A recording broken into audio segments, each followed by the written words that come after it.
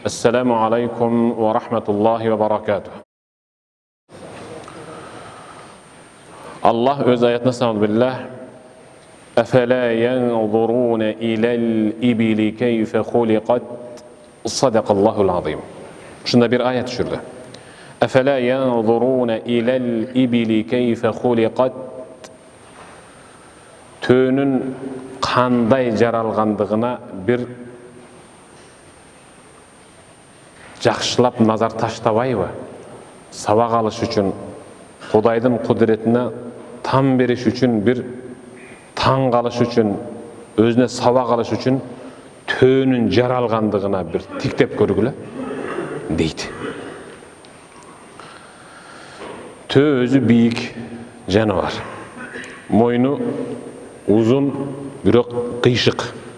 Қачан ғана ал су içкенде башын ылдый кылып суу ичип, эч кандай кичинекей Кытай же Германиянын мотор чигисиз эле уртаган суусун жогору алып чыгып кетет. Бир ичкенде 150 литрден 200 литрге чейин суу ичет. Ал ичкен суусун те өркөчтөрүнүн учуна чейин жеткирет. Майларга сиңирип. Аябай багып, бордоку кылып 5-6 ай семирткен кочкордун куйругу дагы 20 килограмм караң жетиши мүмкүн да. Балким ашык. А бирок бул төөнүн өркөчүндөгү майларды салмагы 121 килограмм чыгат. Бул ушундай жаныбар. Афала янзуруна илал ибили кейфе хулиқат. Төөнүн жаралышына назар таштап эле муну жаратуучу бар, карачы деп Аллахтын бир жана бар экендигине таң калыштуу нерсе өз. Бар экендигине мындай бир ынана аласың деп атат. Көздөрү бири өйдөдөн, ички пардасы өйдөдөн ылдый жабылса, экинчи пардасы жан эки жагынан жабылып турат. Бул дегени бет алдынан келе жаткан кумду көзүнө киргизип жүрбөш үчүн кирпиги дагы 2 кабаттан турат. Чоң, анан майда пардалар болуп. Бет алдан соккон кумду тосуп калат. Карагыла. Туягы болсо жалпак. Сафинатус сахра бул өзү чөлдүн кемеси катары. Ал үстүнө 300, 400, 500 килограмм жүктү жүктөсөң деле эч айырмасы жок, чөкпөй талпылдап кете берет. Төөнүн денесиндеги жылуулук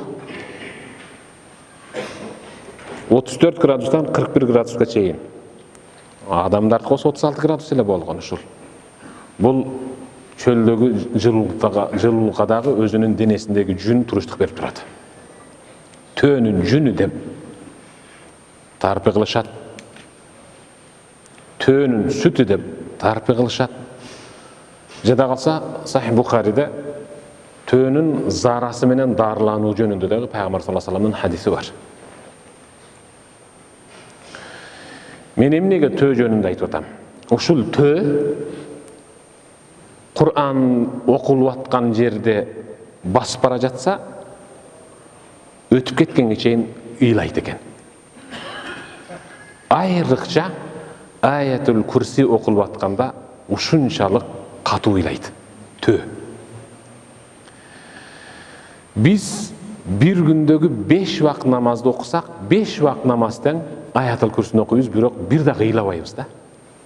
Анткени биз анын маңызын билбейбиз. Аятул Курсинин фазилетин билбейбиз. Окуганыбыз менен амал кыла албайбыз. Караң, төө Аятул Курсини окуганда ушунчалык боздоп ыйлайт. Аябай боздоп ыйлайт. Анткени бул жануарлар инсан көрбөгөн нерсенин бүт бардыгын көрүп турат. Аллах Таалалар ушундай кылып койгон. Инсан укпаган нерселерди угуп турат. Жердин астындагы азапты, ырахатты, кыбыр эткен нерсенин бүт бардыгын сезип, көрүп, угуп турат. Алар эртеңки келечегинен, өзүнүн багып аткан ээсинин эртеңки келечегинен кабатырланып ыйлайт Tö Ayat al-Kursi'ni okuganda. Kebirkilerimiz Ayat al-Kursi'ni okuganga dagı sabırsızdanıp şu dep çiğip ketebiz. Uşul namaz okutkanга, namaz okup бүтүп Ayat al-Kursi'ni okuganga, okutkanga, okup atkанды укканга насип кылып койгон Аллахка şükürçülük keltirişimiz керек да. Biz buyursa keyinki sabakımızda Ayat al-Kursi'nin manisi, tafsiri jönündө uzun sabak kılabız.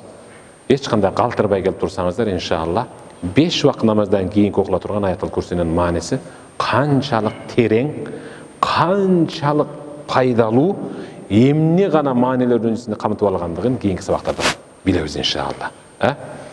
Пайгамбарыбыз саллаллаху алейхи ва саллям бир гана Abdullah ibn Mughaffal al-Muzani деген сахаба пайгамбардан риwayat кылып атат. Мен пайгамбардан укканым бар. Пайгамбарыбыз айтты: "Төө чөккөн жерде намаз окубагыла" деген. Бирок койдун коросунда намаз окуса болот, кыгы кургап калса.